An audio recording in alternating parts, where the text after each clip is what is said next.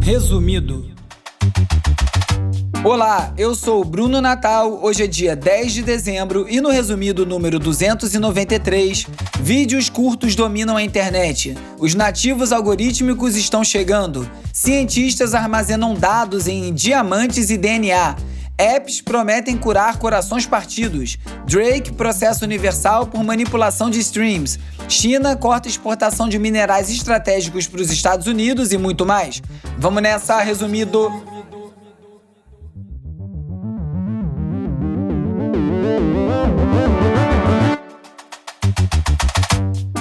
Olá, resumista! Esse é o Resumido, um podcast sobre cultura digital e o impacto da tecnologia em todos os aspectos das nossas vidas. Você deve ter visto essa semana a história da passageira num avião que se recusou a ceder o lugar na janela para uma criança.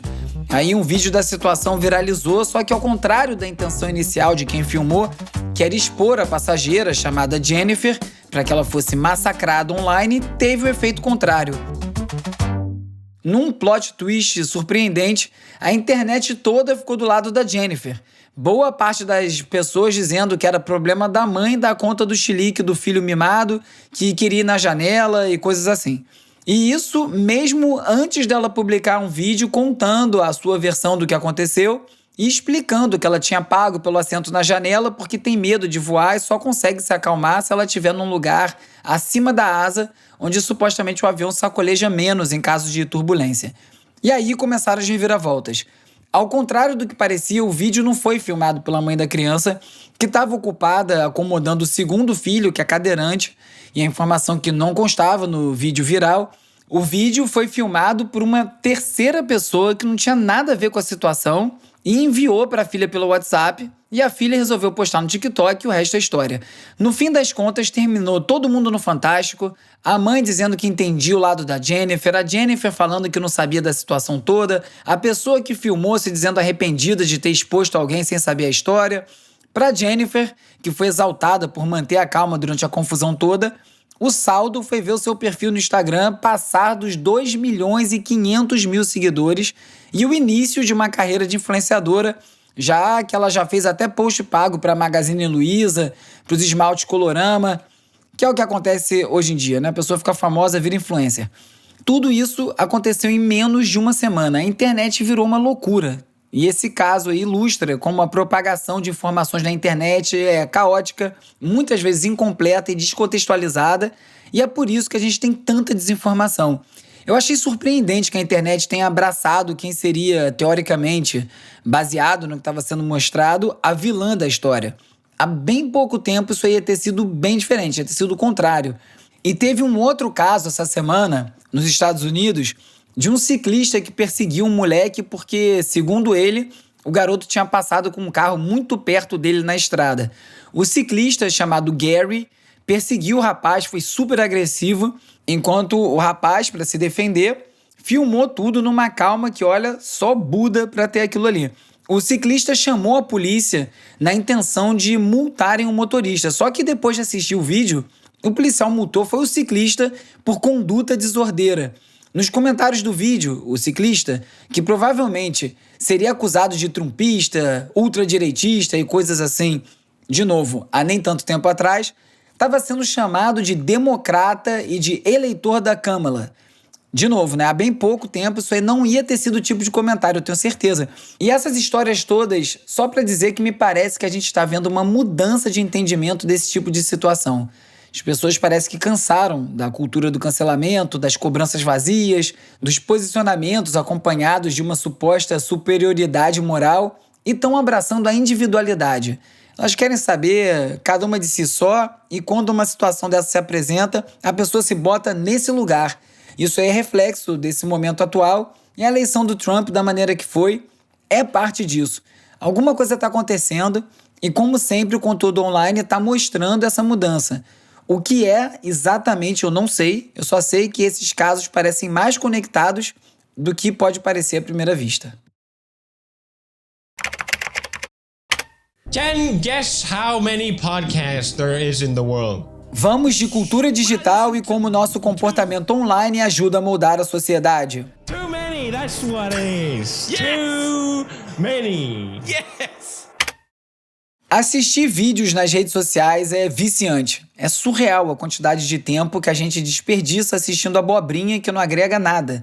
A maneira como o feed algorítmico é planejado, de um jeito customizado para cada usuário, a usabilidade dos aplicativos, o doom scrolling que faz a gente ficar pulando de um vídeo para o outro sem perceber o tempo passar, tudo é feito para que a gente fique grudado, prontinho para ser impactado pelos anúncios e enriquecer as plataformas. Só que existe outro fator que muitas vezes é ignorado quando a gente critica os apps de vídeo, que é o fato que a gente prefere vídeos curtos porque eles são curtos. A popularização do TikTok, do Reels do Instagram, dos Shorts do YouTube mudaram a forma que a gente assiste vídeo, do formato da tela, que agora é majoritariamente vertical, à duração, com mensagens complexas sendo entregues ou mais ou menos entregues em menos de 1 minuto. Antigamente, essa imposição de tempo curto dos vídeos era porque era caro para as plataformas transmitirem vídeos longos. Os produtores de conteúdo se adaptaram a essa limitação, viram um formato e hoje, mesmo que seja fácil subir um vídeo de 1 hora no YouTube, os criadores preferem não passar de 1 minuto para poder manter a retenção, que é uma das métricas mais importantes e calcula qual percentual do vídeo é de fato assistido e mantém isso lá no alto quando o vídeo é curto, logicamente. Uma coisa foi levando a outra, e já que os aplicativos detonaram a nossa capacidade de atenção, é melhor manter a produção mais curta mesmo. Uma pesquisa que foi citada no HubSpot diz que aproximadamente 53% dos profissionais de marketing pretendem aumentar os investimentos nos vídeos curtos por conta do alto retorno de investimento. Isso aí se explica em números. Em 2004, a média de atenção das pessoas era de 2,5 minutos. Hoje, esse tempo caiu para meros 47 segundos. Esse é o tempo que a gente consegue consumir um conteúdo sem pular. Essa transformação não se limita só ao marketing. O sueco PewDiePie, que é um dos maiores youtubers do mundo, falou sobre a saturação de conteúdo e citou especificamente os podcasts em vídeo, como o do Joe Rogan, e questionou a qualidade e a relevância de muitas dessas produções e destacou que a principal estratégia desses programas, que normalmente são bem longos, é justamente produzir os famosos cortes e publicar trechos bem curtinhos atrás de viralização nas redes sociais. Ou seja, até quando o conteúdo tem mais duração, o que acaba sendo de fato consumido são os trechos curtos. Isso me lembra uma capa da revista Wired, de 2007, acho até que eu já citei ela aqui, que falava sobre a ascensão da cultura de formatos curtos como sendo uma tendência. Olhem onde a gente veio parar 17 anos depois. A predominância dos vídeos curtos não é só uma tendência tecnológica, é um sintoma de mudanças mais profundas nos padrões de consumo de mídia, que foram impulsionados por algoritmos que priorizam engajamento rápido e conteúdos altamente personalizados. A comunicação digital fica mais dinâmica ou superficial, dependendo da perspectiva, e a capacidade de transmitir mensagens de forma concisa se tornou uma habilidade essencial. Vai ver o resumido do título, a duração tem a ver com isso. Muito embora sejam 20 e poucos minutos intensos, como alguns de vocês gostam de dizer. Nosso estilo de vida tem nos levado para um ritmo corrido, agitado, onde ter tempo para ler uma reportagem de várias páginas se tornou um luxo. É importante que isso passe a ser visto de maneira diferente, porque não é um luxo, é uma necessidade.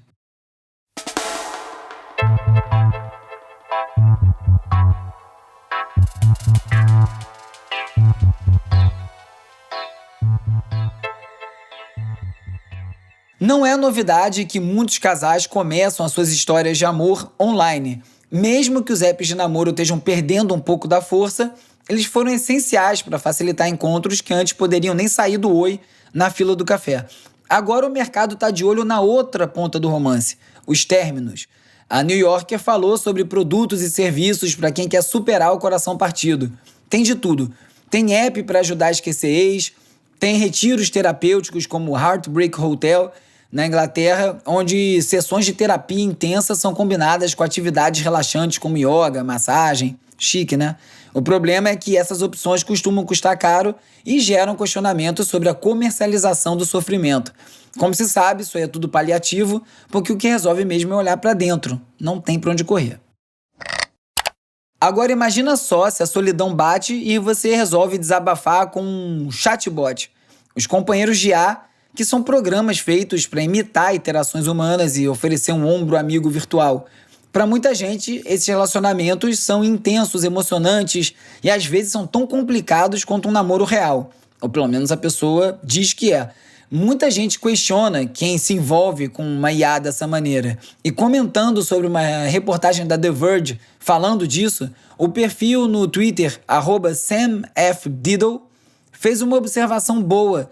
Ele disse que uma pessoa que decidiu ter um relacionamento com um programa de computador já é fruto de uma falha no sistema de saúde e da sociedade como um todo que não percebeu o estado dessa pessoa e deixou ela chegar a esse ponto.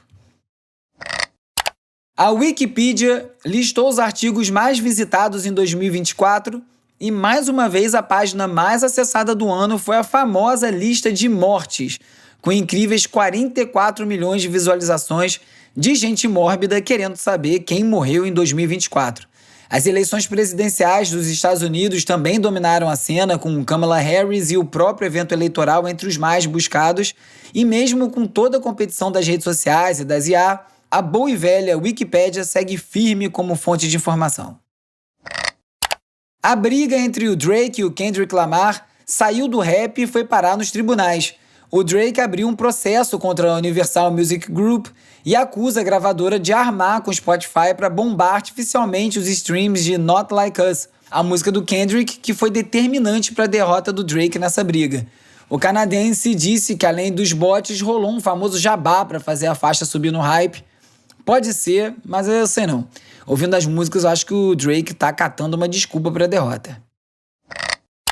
Falando em músicos, um estudo da CISAC apontou que a classe pode perder até 25% das receitas nos próximos anos, com o mercado das IA generativas crescendo de 3 bilhões para 64 bilhões de euros até 2028. Essa grana toda não vai necessariamente para os artistas e as IA devem ajudar a encher os cofres das plataformas de streaming, deixando os criadores no prejuízo, ainda mais se você pensar que, em muitos casos, as suas obras estão sendo usadas sem autorização para treinar essas mesmas IA. Como eu não canso de falar, sempre lembrando, porque muita gente não sabe, no caso dos podcasts é ainda pior, porque a gente recebe R$0, não importa quantos plays um episódio tiver. Justo, né? Muito. No início dos anos 2000, os ringtones foram apontados como a salvação da indústria da música, que penava no processo de digitalização, principalmente através dos sistemas de compartilhamento de música como o Napster. Você pode nunca mais ter comprado um ringtone, mas eles ainda fazem sucesso fora do Ocidente, principalmente no sul da Ásia, onde eles têm gerado milhões de downloads e uma grana boa para alguns artistas e gravadoras. E a Jaguar revelou seu Type 00, o novo carro conceito elétrico que parou a internet 2 semanas atrás. Mais uma vez, o design dividiu opiniões e parece que a polêmica foi planejada como parte de uma estratégia para reposicionar a marca no mercado de luxo e atrair um público novo depois de anos de queda nas vendas desde 2018. O preço vai ser salgado, começa em 120 mil libras, e se o Type 00 vai ser o marco de uma nova era para a Jaguar ou se vai acabar dando uma derrapada, só o tempo dirá, mas a atenção já está garantida. Se você acompanha o mercado cripto, já deve saber, mas mesmo assim vale deixar registrado por aqui, o Bitcoin atingiu a sua alta histórica e ultrapassou a marca dos $100 mil. Um dos motivos é a eleição do Trump, que prometeu criar um ambiente regulatório mais amigável para as criptomoedas. O Paul Atkins, que é um defensor dos ativos digitais, foi nomeado presidente da SEC, que é a comissão que regula os ativos financeiros nos Estados Unidos, que até agora tinha como presidente uma pessoa que era completamente contra a cripto. Outro motivo é o ciclo de halving do Bitcoin, uma questão da estrutura da programação do Bitcoin que já estava previsto. Só em 2024, o Bitcoin já valorizou 133% e consolidou seu papel como principal criptomoeda. Eu não falo muito de cripto por aqui, estava até pensando em abrir um canal paralelo só para isso, mas cadê tempo? Outro dia um amigo sugeriu a gente começar um canal de futebol. Eu adoraria, mas eu sou só um, aí complica. Por que algoritmos das redes sociais estão cada vez mais perigosos, na visão de pioneiro da inteligência artificial? Russell tem advertido que o modelo predominante de inteligência artificial é, em sua opinião, uma ameaça à sobrevivência dos seres humanos. Agora é o momento de explorar as transformações causadas pelas inteligências artificiais. Elas são incumbidas de otimizar ao máximo possível suas tarefas, basicamente a qualquer custo. E assim, tornam-se cegas e indiferentes aos problemas, ou em última instância, à destruição que podem causar aos seres humanos. Russell usa a metáfora de um gênio da lâmpada atendendo aos desejos de seu mestre. Você pede ao gênio que te torne a pessoa mais rica do mundo e assim acontece, mas só porque o gênio faz o resto das pessoas desaparecerem. Você deve estar meio cansado e confuso com as nomenclaturas de gerações que aparecem toda hora. Boomer, Gen X, Gen Z, Millennials, Elder Millennials, Zennials, sem falar em pós-guerra, pós-internet, nativos digitais. E agora a gente tem mais uma, os nativos algorítmicos, que se refere à geração que vai crescer cercada de IA como parte natural do seu dia a dia, incluindo todos os questionamentos, dúvidas éticas e tudo mais que cerca algo que a gente ainda nem sabe direito o que é, muito menos o que vai ser. Num artigo publicado na Folha, a Stephanie Jorge, pós-graduada em Ciências de Dados pela USP e fundadora da plataforma de monitoramento digital Torabit, cunhou o termo nativos algorítmicos para descrever a terceira grande transição da humanidade. Depois de a gente passar do analógico para o digital, agora chega a era dos que vão nascer e vão ser moldados pela inteligência artificial. É diferente dos nativos digitais que cresceram usando tecnologia como ferramenta. Essa geração vai crescer em simbiose com os algoritmos que vão moldar suas experiências, suas decisões cotidianas, uma mudança que pode redefinir a identidade humana. Se os nativos digitais simplificaram a comunicação com emojis e abreviações, os nativos algorítmicos podem, paradoxalmente, retornar uma linguagem mais rica e elaborada com a IA refinando a sua forma de expressão, refazendo as frases encurtadas do WhatsApp e coisas assim. Mas isso aí levanta questões sobre autenticidade e espontaneidade. Se cada palavra for otimizada por algoritmos, vai ficar a dúvida do que vai restar da nossa voz natural. E se isso aí é mesmo uma melhora da linguagem ou se é só uma maquiada. Ao contrário da geração anterior, que trava batalhas com regras e uso da tecnologia em contextos de aprendizado, os nativos algorítmicos já vão ter a IA como parte intrínseca do seu processo cognitivo, emocional, alterando não só como eles aprendem, mas também como pensam, sentem, interpretam o mundo ao seu redor. Em relação às emoções, o Google anunciou um novo modelo de IA, o PaliGema 2, que promete revolucionar a análise de imagens, indo além da identificação de objetos para descrever ações e até emoções. De acordo com o TechCrunch, o recurso de leitura emocional está sendo criticado por conta da fragilidade científica e dos riscos de perpetuação de vieses que podem levar à discriminação em setores como segurança pública e recursos humanos, apesar do Google falar que fez testes robustos para reduzir os preconceitos. Aparentemente, nós humanos ainda estamos longe de sermos dispensáveis ou descartados.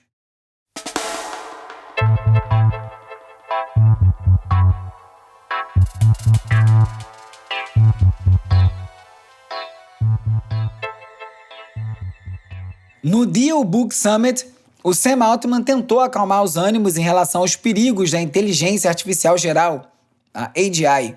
Ele disse que apesar da tecnologia estar mais perto do que parece, os grandes riscos só devem surgir em etapas futuras, como o advento das superinteligências. Tá bom então, né? Vamos ficar calmo. E a OpenAI deve estar preocupada com o faturamento, porque eles acabaram de lançar o plano ChatGPT Pro pela bagatela de $200 mensais. Essa versão avançada é focada em engenheiros e pesquisadores e promete atender demandas técnicas específicas e mais complexas. Ou então, é só uma forma de mostrar para os investidores que dá sim para aumentar as receitas geradas pelos seus mais de 300 milhões de usuários acumulados em apenas 2 anos. A OpenAI também anunciou 12 dias de lançamentos consecutivos, que eles estão chamando de Shipmas, trocadilho com Christmas e Shipping, que é a gíria tech para lançar um produto.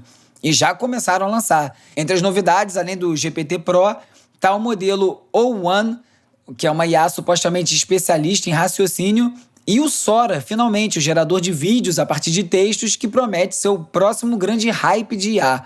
Eu tentei testar o Sora antes de gravar esse episódio, mas todo mundo também está tentando e o sistema não está dando conta de atender todo mundo. Um estudo revelou que homens adotam ferramentas de IA generativa mais rápido do que as mulheres. Isso aí amplia um gap tecnológico que pode intensificar as desigualdades no mercado de trabalho, principalmente no salário. Apenas 37% das mulheres relataram usar IA, comparado a 50% dos homens, e a diferença está ligada a fatores como desconfiança em novas tecnologias e falta de tempo para aprender, já que as mulheres são muito mais cobradas no dia a dia do que os homens. Com a correria das festas de fim de ano, muita gente está comprando presentes online e a tecnologia pode deixar isso ainda mais fácil. Empresas como a Perplexity AI, o Google, a OpenAI estão apostando em agentes de IA que fazem todo o trabalho por você. Busca um produto, navega no site, até finaliza a compra de maneira automática. Parece coisa do futuro, mas esses assistentes já estão sendo testados.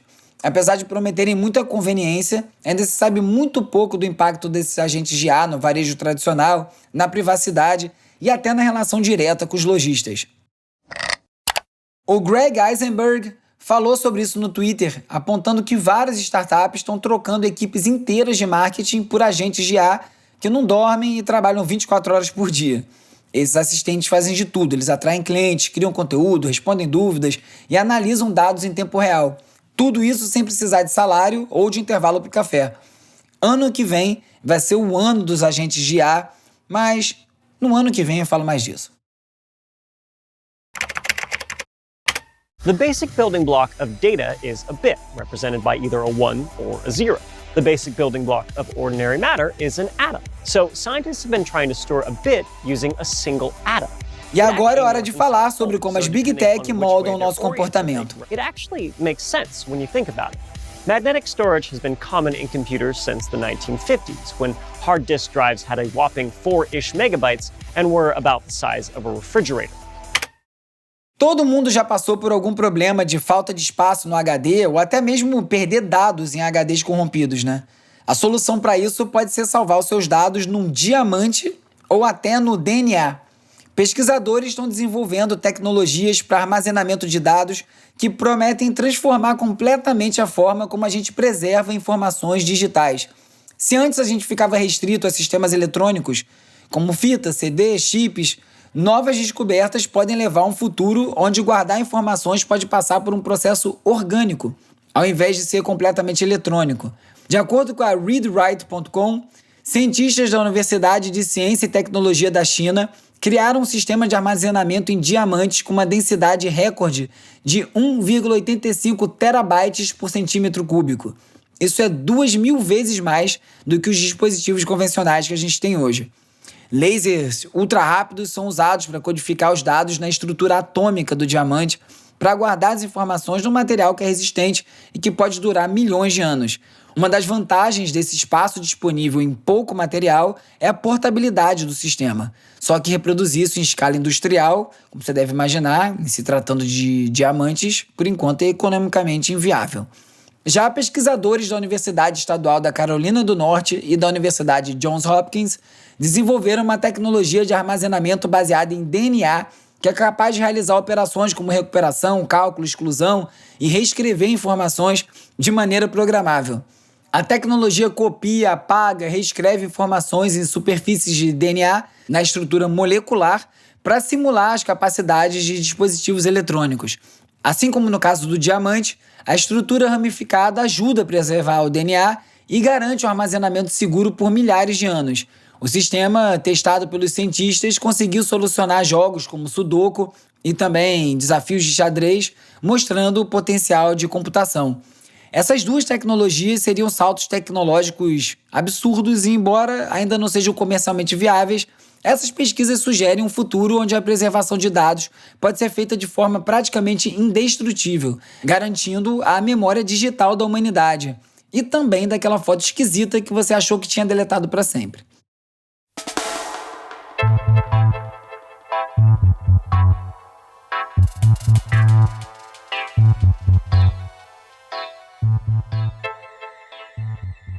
A Comissão de Comunicação aprovou rapidinho, em menos de 3 minutos, o projeto de lei que barra os provedores de internet de cobrar a taxa de fair share das Big Techs por geração de tráfego.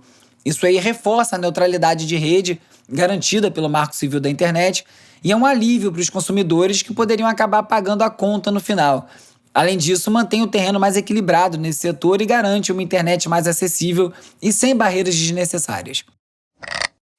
Em outra votação, o ministro Dias Toffoli, do STF, declarou que o conhecido artigo 19 do Marco Civil da Internet é inconstitucional.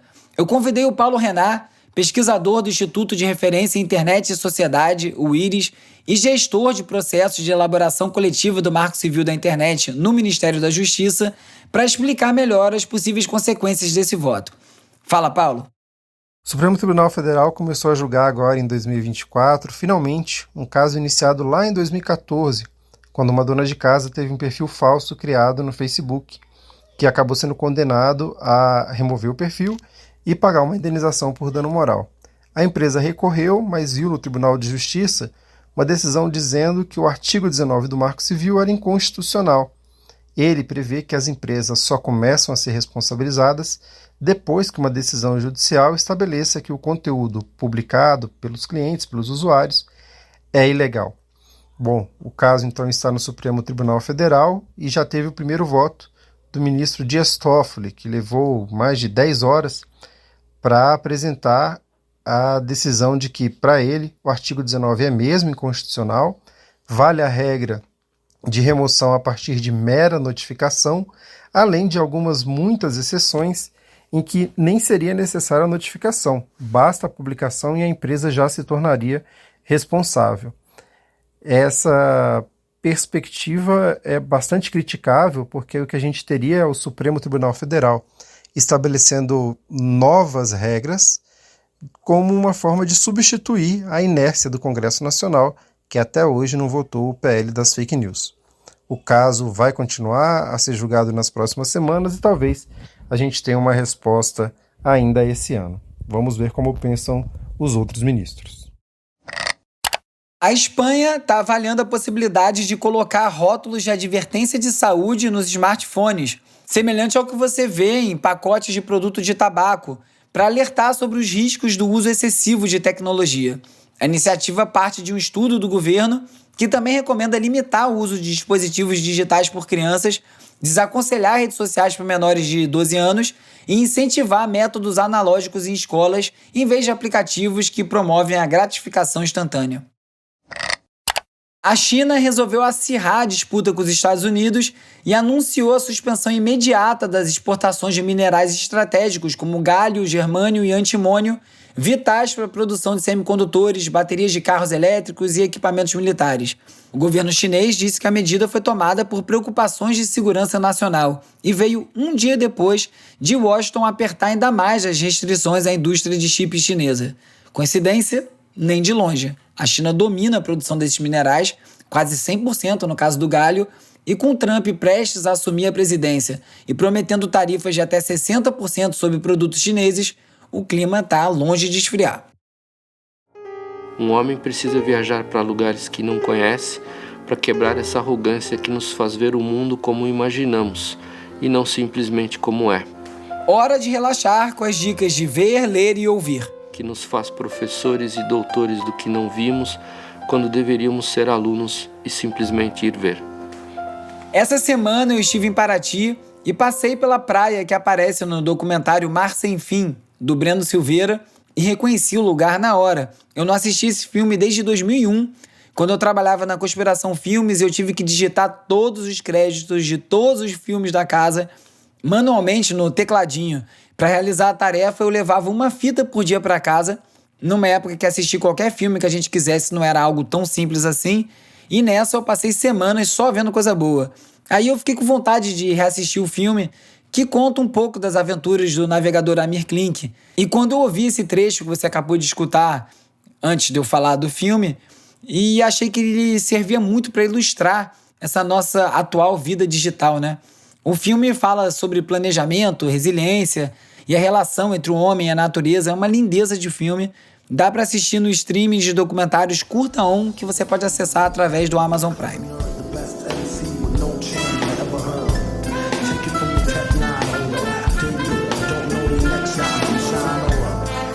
Se você é fã do rapper MF Doom, não deixe de assistir ao tributo que rolou no festival Camp Flog Gnaw, do Tyler, The Creator. Liderado pelo Mad Lib e pela Metal Face Orchestra, uma instrumentação ao vivo serve de base para os versos que foram isolados do Doom, além de participações especiais como Daedalus e a Erykah Badu. Show de hip hop com banda é como todos os shows de hip hop deveriam ser, e se você não é fã do MF Doom ainda, mais um motivo para você assistir essa pepita no YouTube. Nesse episódio, você ficou sabendo que a nossa capacidade de atenção caiu para 47 segundos por conta dos vídeos curtos, que surge uma nova geração que já nasce integrada com algoritmos e IA, que cientistas desenvolveram formas de armazenar dados em diamantes e DNA, que a cotação do Bitcoin ultrapassou $100 mil, que existem apps e até hotéis especializados em ajudar pessoas a superarem términos, que a China suspendeu a exportação de minerais essenciais para os Estados Unidos e muito mais. Como sempre, ajuda o Resumido a crescer, recomenda para mais gente, manda no grupo do WhatsApp da família, posta no Stories, tudo isso ajuda demais. Aliás, muito obrigado a todo mundo que postou o Resumido no seu Spotify Wrapped. No Stories eu tentei compartilhar os de todo mundo, pelo menos os que eu via, e deu tempo de compartilhar. Muito feliz de ver tanta gente ouvindo o Resumido e tá ali no seu top 5, em primeiro lugar em várias pessoas. Você também pode assinar, seguir, dar 5 estrelinhas e deixar uma resenha na plataforma que você estiver escutando esse episódio agora. Se você quiser mais conteúdo do Resumido, é só você me encontrar no @resumido.podcast, no Instagram, no TikTok, no Threads, tem também youtube.com/resumido e tem Bruno Natal no Blue Sky. Se você preferir, você pode mandar um oi pelo WhatsApp ou pelo Telegram para 21 97 969 5848 e aí você entra na lista de transmissão, recebe alertas de novos episódios, conteúdo extra, fala comigo, fala com outras pessoas e a gente fica conectado. O Resumido é produzido e apresentado por mim, Bruno Natal. O roteiro é escrito por mim e pelo Agenor Neto, com a colaboração do Carlos Calbuque Albuquerque. O Cauê Marques coedita o roteiro, a newsletter O Futuro Explicado e as redes sociais, que contam com animações do Peri Selmanman. A edição e mixagem é feita pelo Hugo Rocha, a foto da capa é do Jorge Bispo e o tema original foi composto pelo Gustavo Silveira. Eu sou o Bruno Natal, obrigado pela audiência e semana que vem tem mais Resumido. Resumido.